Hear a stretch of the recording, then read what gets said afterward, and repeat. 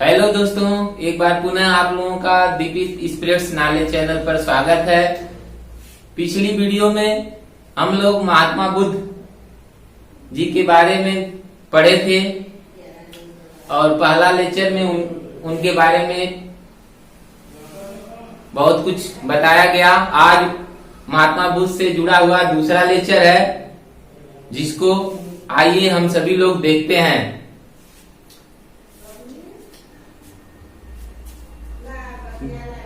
पहले लेक्चर में बुद्ध जी को ज्ञान प्राप्त हो जाता है। अब वह अपने पांचों मित्रों को ज्ञान देने के लिए, उपदेश देने के लिए सबसे पहले सारनाथ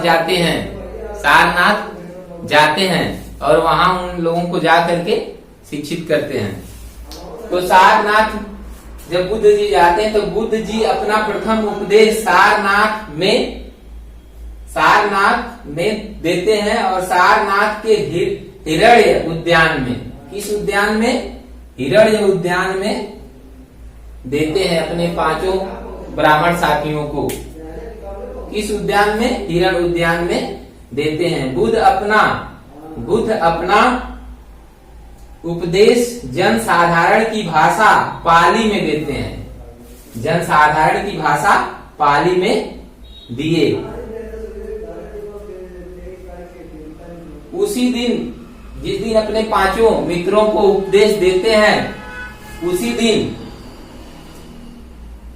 वाराणसी का जो व्यापारी यश था, वह भी उनसे शिक्षा लेता है। यश अपने माता पिता, पत्नी, 5 मित्रों व 50 अन्य लोगों के साथ महात्मा बुद्ध का शिष्य बना। जो व्यापारी यश था, वह अपने माता पिता, पत्नी, 5 मित्र व 50 अन्य लोगों के साथ महात्मा बुद्ध का शिष्य बना। यश की माता और पत्नी बुद्ध की प्रथम उपासिकाएं, जो उपासिका होती हैं, वो प्रथम उपासिकाएं बनती हैं। कौन? यश की माता और पत्नी प्रथम उपासिकाएं बनती हैं। ज्ञान प्राप्ति के बाद बुद्ध ने प्रथम वर्षा काल सारनाथ में बिताए। प्रथम जो वर्षा काल थी, कहाँ बिताते हैं? प्रथम वर्षा काल सारनाथ में बिताते हैं। बुद्ध अब सारनाथ में प्रथम वर्षा काल बिताते हैं। पुनः उर्वेला चले जाते हैं। कहाँ जाते हैं? उर्वेला की तरफ चल देते हैं। रास्ते में 30 व्यक्ति मिलते हैं। रास्ते में कितने व्यक्ति मिलते हैं? 30 व्यक्ति मिलते हैं, जिनका नेता भद्र नाम का व्यक्ति था। इन युवकों को भद्रवर्गीय कहा गया। ये जो 30 युवक थे, इन्हें भद्रवर्गीय कहा गया। और ये लोग क्या करते हैं? बुद्ध के शिष्य बन जाते हैं। ये जो भद्रवर्गीय 30 लोग हैं, ये लोग शिष्य बन जाते हैं। अब ये उर्वेला पहुंच जाते हैं। उर्वेला से फिर क्या करते हैं? बुद्ध जी राजगृह जाते हैं। राजगृह के शासक बिंबिसार इनका स्वागत करते हैं। क्या करते हैं? स्वागत करते हैं। और इनके रहने के लिए वेलुवन विहार बनवा कर देते हैं। बुद्ध को वेलुवन विहार रहने के लिए बनवाते हैं। कौन? राजा बिंबिसार बुद्ध के रहने के लिए वेलुवन विहार बनवाते हैं। और यहीं पे बुद्ध दूसरा, तीसरा, चौथा वर्षा काल बिताते हैं। वेलुवन विहार में बुद्ध क्या करते हैं? दूसरा, तीसरा, चौथा वर्षा काल बिताते हैं। मगध में उस समय राजगिरी मगध की राजधानी थी। मगध में उस समय यानी राजगिरी में उस समय क्या थे? अनेक ब्राह्मण तथा ब्राह्मणेतर आचार्य थे। ब्राह्मण और अन्य बिरादरी के, ब्राह्मण के अतिरिक्त अन्य बिरादरी के आचार्य थे। ब्राह्मणेतर आचार्य एवं सन्यासी थे, यानी बहुत सारे आचार्य और सन्यासी निवास करते थे उस समय मगध में। बुद्ध जी का कई लोगों, जो आचार्य रहते थे, जो सन्यासी रहते थे, उन लोगों में से कई लोगों के साथ शास्त्रार्थ होता है। शास्त्रार्थ यानी शास्त्र का वार्तालाप होती है, शास्त्र के बारे में वार्तालाप होती है। सभी लोग बुद्ध से परास्त हो जाते हैं। सभी लोग क्या होते हैं? बुद्ध जी से परास्त हो जाते हैं। फलस्वरूप अनेक जो विद्वान थे, अनेक आचार्य और सन्यासी जो विद्वान थे, वे लोग बुद्ध का शिष्य बन जाते हैं, बुद्ध जी का शिष्य बन जाते हैं। जैसे उन विद्वानों में जैसे सारिपुत्र,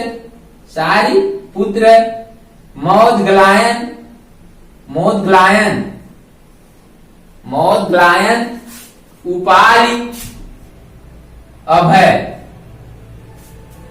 शौर्यपुत्र, मौद्गलायन, उपाल, अभय, ये लोग विद्वान थे और ये लोग शिष्य बन जाते हैं। उसके बाद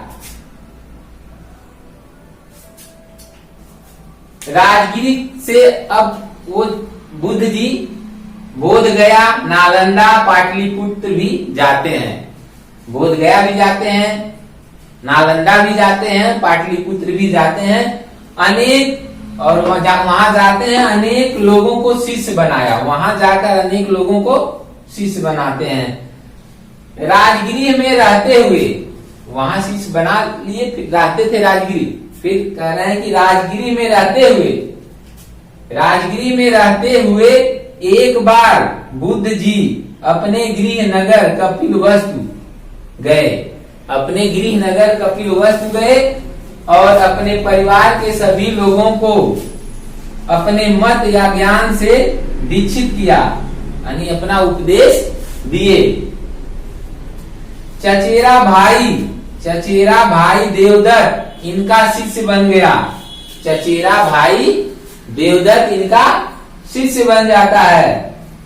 शाक्यों द्वारा निर्मित, जो वहां कपिलवस्तु के शाक्य थे, शाक्यों द्वारा निर्मित शाक्यों द्वारा नवनिर्मित संस्थागार, एक संस्थागार था, उसका उद्घाटन करते हैं बुद्ध जी। उसका उद्घाटन करते हैं, जो संस्थागार बना था नया नया, उसका उद्घाटन करते हैं। फिर राजगिरी वापस चले जाते हैं। उद्घाटन करने के बाद राजगिरी वापस चले गए। राजगिरी से लिच्छवियों की राजधानी वैशाली जाते हैं। राजगिरी जाते हैं, फिर वहां से लिच्छवियों की राजधानी वैशाली जाते हैं। कहा जाते हैं? वैशाली जाते हैं, लिच्छवियों की राजधानी। लिच्छवियों ने बुद्ध के निवास के लिए महावन में प्रसिद्ध कुटाग्रशाला, लिच्छवियों ने बुद्ध के निवास के लिए महावन में प्रसिद्ध कुटाग्रशाला बनवाई। कौन बनवाया? लिच्छवी, जो वैशाली के लिच्छवी थे, उन लोगों ने महावन था, उस महावन में प्रसिद्ध कुटाग्रशाला बनवाई। और 5वां वर्षाकाल यानी 5वां वर्षाकाल यहीं पे बिताते हैं। 5वां वर्षाकाल कहाँ बिताते हैं? महावन में जो कुटाग्रशाला थी वहां बिताते हैं 5वां वर्षाकाल। वैशाली की प्रसिद्ध नगर वधू आम्रपाली, वैशाली की रहने वाली प्रसिद्ध नगर वधू का मतलब पूरे नगर की वधू। अब पूरे नगर की वधू कौन हो सकता है? एक गणिका होती है। नगर वधू का मतलब गणिका, एक वैश्या। नगर वधु, प्रसिद्ध नगर वधु आम्रपाली प्रसिद्ध थी, काफी फेमस थी। नगर वधु जो आम्रपाली है वो काफी फेमस थी। वह बुद्ध की शिष्या बन जाती है, बुद्ध की शिष्या बन जाती है। और भिक्षु संघ के निवास के लिए, और भिक्षुओं का जो संघ रहता था उस भिक्षु संघ के निवास के लिए आम्र वाटिका बनवा के देती है, आम्र वाटिका बनवाती है और उसे दे देती है। इसी स्थान पर बुद्ध ने सबसे पहले महिलाओं को संघ में, महिलाओं को जो इनका संघ हुआ करता था उस संघ में प्रवेश की अनुमति दी। किसके सिफारिश पर, किसके आग्रह पर? उनका एक शिष्य आनंद था, उसके आग्रह पर और अपनी जो उनकी सौतेली माँ जो थी प्रजापति गौतमी, उनके अनुनय विनय करने और अपने शिष्य आनंद के आग्रह पर महिलाओं को संघ में प्रवेश की अनुमति दे देते हैं और भिक्षुड़ियों का संघ बनता है। जब अनुमति दे देते हैं तो भिक्षुड़ियों के लिए भी एक संघ बनता है, भिक्षुड़ियों का भी संघ बनता है। संघ में, भिक्षुड़ी संघ में प्रवेश पाने वाली प्रथम महिला, यानी जो संघ है, संघ में प्रवेश पाने वाली प्रथम महिला प्रजापति गौतमी थी। उनकी जो सौतेली माँ, जो मौसी थी, वह प्रवेश सबसे पहले पाती हैं एक महिला के रूप में संघ में।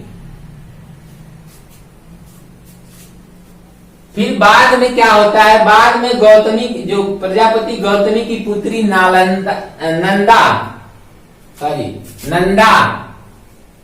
नंदा और बुद्ध की पत्नी यशोधरा भी भिक्षुड़ी बन जाती हैं और भिक्षुड़ी बन जाती हैं। बिंबिसार की पत्नी क्षेमा भी भिक्षुड़ी बनती है। बिंबिसार, राजगिरी के जो राजा बिंबिसार थे, उनकी पत्नी क्षेमा, वो भी भिक्षुड़ी बनती हैं। अब यशोधरा भी बन जाती हैं। फिर उसके बाद क्या होता है, ये लोग कहाँ बनते हैं? वैशाली में बनते हैं, वैशाली में बनते हैं। उनकी जो मौसी प्रजापति गौतमी, जब राजा शुद्धोधन खत्म हो जाते हैं, उनकी मृत्यु हो जाती है, तब वह कपिलवस्तु को छोड़ करके संघ में प्रवेश पाने के लिए वैशाली आई थी अपने पुत्र पुत्री के साथ। वैशाली से बुद्ध अब कहाँ जाते हैं? वैशाली से बुद्ध अब भग्गों की राजधानी सुमसुमारगिरी कहाँ जाते हैं? सुमसुमारगिरी जाते हैं।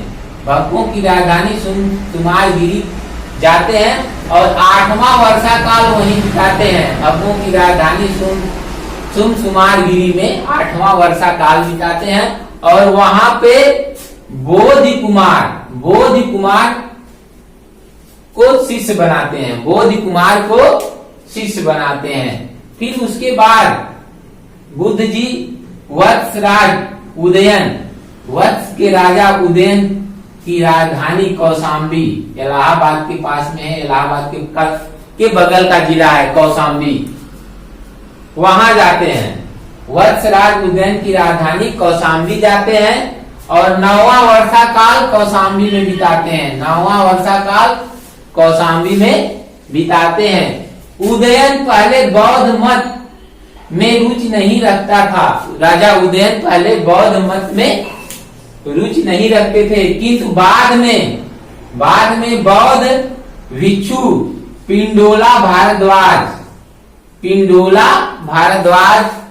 के प्रभाव से बौद्ध बन जाते हैं।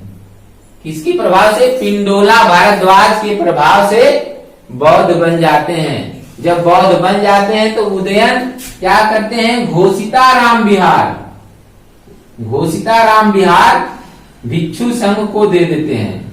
भिक्षु संघ को क्या देते हैं, घोषिताराम विहार। अब कौशाम्बी से बुद्ध जी मथुरा जाते हैं। कौशाम्बी से बुद्ध जी कहाँ जाते हैं, मथुरा। मथुरा के समीप वेरंजा जाते हैं, मथुरा के पास में ही वेरंजा है, वहां जाते हैं। मथुरा के समीप वेरंजा गए और 12वां वर्षा काल बिताते हैं, 12वां वास करते हैं वहां वेरंजा में, 12वां वर्षा काल बिताते हैं। फिर अवंती के राजा प्रदोत, राजा प्रदोत, अवंती के राजा प्रदोत, चंड प्रदोत आमंत्रित करते हैं बुद्ध जी को अपने यहाँ अवंती आने के लिए आमंत्रित करते हैं। लेकिन बुद्ध जी अपनी वृद्धावस्था का कारण बता करके मना कर देते हैं वहां जाने के लिए, और अपने शिष्य महाकचायन को वहां भेज देते हैं। कहाँ, अवंती, राजा चंड प्रदोत के यहाँ अपने न जाकर के अपने शिष्य महाकचायन को भेजते हैं। अवंती में भी कुछ लोग बुद्ध के शिष्य बन जाते हैं। जब महाकचायन जाते हैं तो वहां भी कुछ लोग शिष्य बन जाते हैं बुद्ध जी के। ज्ञान प्राप्ति के 20वें वर्ष बुद्ध कौशल की राजधानी श्रावस्ती जाते हैं और वहां 21वां वास करते हैं, 21वां वर्षा काल बिताते हैं। बुद्ध जी ने अपना उपदेश सबसे अधिक श्रावस्ती में दिया। बुद्ध जी ने अपने धर्म का सबसे ज्यादा प्रचार कहाँ किए, श्रावस्ती में। कौशल की राजधानी श्रावस्ती में बुद्ध जी ने अपने धर्म का सबसे ज्यादा प्रचार किया, अर्थात सबसे ज्यादा उपदेश दिए। कौशल नरेश प्रसेनजित, कौशल के राजा प्रसेनजित थे। कौशल के राजा प्रसेनजित अपने परिवार के साथ 7 शिष्य बन जाते हैं। पूरे परिवार के साथ शिष्य बन जाते हैं। कौन, कौशल नरेश, कौशल के राजा प्रसेनजित अपने पूरे परिवार के साथ बुद्ध जी का शिष्य बन जाते हैं। डाकू, प्रसिद्ध डाकू अंगुलीमाल भी शिष्य बनता है वहीं कौशाम्बी में, कौशल में या श्रावस्ती। जो श्रावस्ती में जाते हैं, श्रावस्ती में जाते हैं तो वहां पे अंगुलीमाल भी, जो डाकू अंगुलीमाल था, वो भी शिष्य बनता है। एक व्यापारी की पुत्री विशाखा नाम की एक व्यापारी की पुत्री थी, वह शिष्या बनी। क्या बन जाती है, शिष्या बनी, भगवान बुद्ध की शिष्या बन जाती है और पुब्बाराम या पूर्वाराम विहार संघ के लिए बनवाती है। व्यापारी की पुत्री थी, पैसा था बहुत, और क्या होता है कि पूर्वाराम विहार या पुब्बा राम विहार बनवाती हैं और बौद्ध भिक्षुओं को दे देती हैं। जब बुद्ध जी राजगिरी से लिच्छवी की राजधानी वैशाली गए थे तो उसी समय श्रावस्ती का एक व्यापारी सुदार या अनाथ पिंडक जब वैशाली में थे, जब बुद्ध जी वैशाली में थे, उस समय श्रावस्ती, यहाँ जो श्रावस्ती है कौशल की राजधानी श्रावस्ती का एक व्यापारी सुदार या उसको कहेंगे अनाथ पिंडक, वैसे उसका फेमस नाम अनाथ पिंडक है। सुदार या अनाथ पिंडक राजगिरी आया है और शिष्य बन जाता है। राजगिरी आता है और शिष्य बन जाता है और श्रावस्ती में स्थित जेतवन विहार, श्रावस्ती में स्थित जेतवन विहार खरीदकर बुद्ध को दान में दिया। खरीदकर बुद्ध को दान में दे देता है। कौन सा विहार? जेतवन विहार। जेतवन विहार वह राजा जेत से खरीदा था। राजकुमार जेत से खरीदे थे। कितने में? 18 करोड़ स्वर्ण मुद्राओं में खरीदे थे। जेतवन विहार कितने में खरीदे थे? 18 करोड़ स्वर्ण मुद्राओं में राजकुमार जेत से खरीद कर दिया था। कौन दिया था? अनाथ पिंडक, श्रावस्ती का एक व्यापारी जिसको सुदात या अनाथ पिंडक कहते हैं, उसने श्रावस्ती में स्थित जेतवन विहार खरीद कर देते हैं। और किससे खरीदे थे? वह 18 करोड़ स्वर्ण मुद्राओं में राजकुमार जेत से खरीद कर दिए। तो इस तरह से हम अब क्या होता है आगे, बुद्ध जी अपने जीवन के अंतिम समय में, अब इस तरह से बुद्ध जी अपने जीवन के अंतिम वर्ष में मल्लों की राजधानी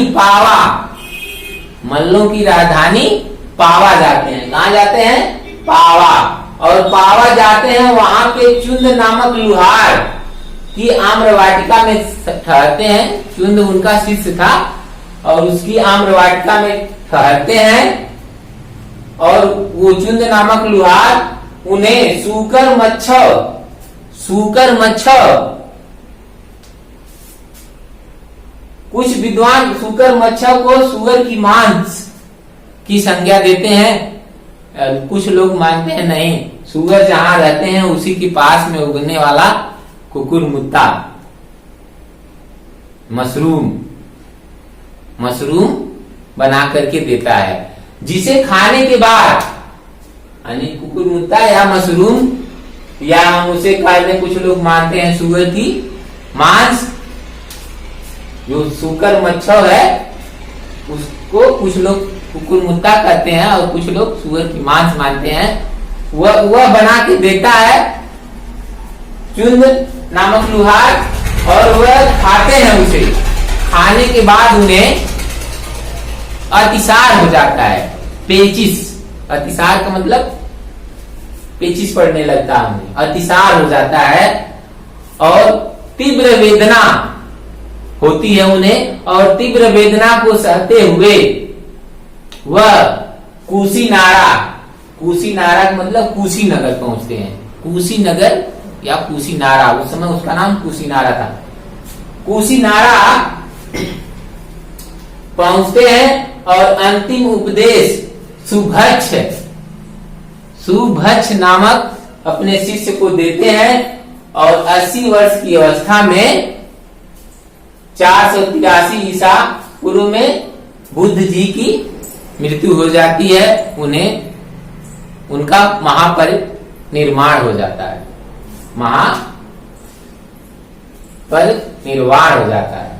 महापरिनिर्वाण हो जाता है। इस तरह से बुद्ध जी का जीवन खत्म हो जाता है। और बुद्ध जी के जीवन से जुड़ी कुछ बातें हैं जिसको हम लोग यहाँ देख लेते हैं। बुद्ध के जीवन से जुड़े कुछ प्रतीक, जैसे हाथी किसका प्रतीक था? बुद्ध के गर्भ में आने का प्रतीक। हाथी बुद्ध के गर्भ में आने का प्रतीक थी। और कमल जन्म का प्रतीक। कमल जैसे खिलता है तो उसी तरह से कमल जन्म का प्रतीक है। कमल जन्म का प्रतीक है। साण यौवन का प्रतीक है। साण किसका प्रतीक है? यौवन का। घोड़ा गृह त्याग का प्रतीक है। घोड़ा गृह त्याग का प्रतीक है। पीपल ज्ञान का प्रतीक है।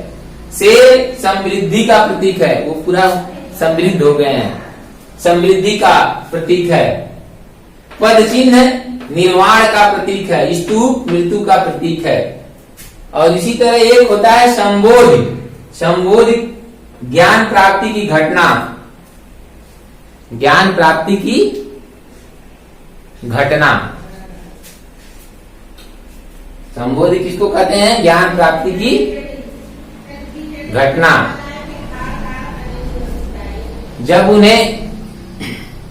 जब वो अपना घर छोड़ते हैं तो घूमने के लिए, जब घर छोड़ते हैं तो महानिष्क्रमण कहा जाता है उसे।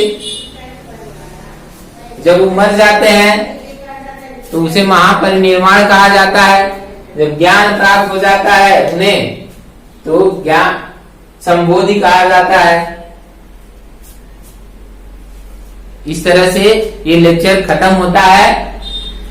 आज का लेक्चर इतना ही। फिर गौतम बुद्ध द्वारा चलाए गए धर्म, बौद्ध धर्म के बारे में जानेंगे। अब बुद्ध से जुड़ी बातें लगभग खत्म हो गई हैं, जो छुट्टी उठी हैं अगले लेक्चर में बता करके बौद्ध धर्म के ऊपर चर्चा होगी। ठीक है, धन्यवाद आप लोगों को। अगर वीडियो पसंद आता है तो लाइक करिए, शेयर करिए और चैनल को सब्सक्राइब जरूर करिए। धन्यवाद।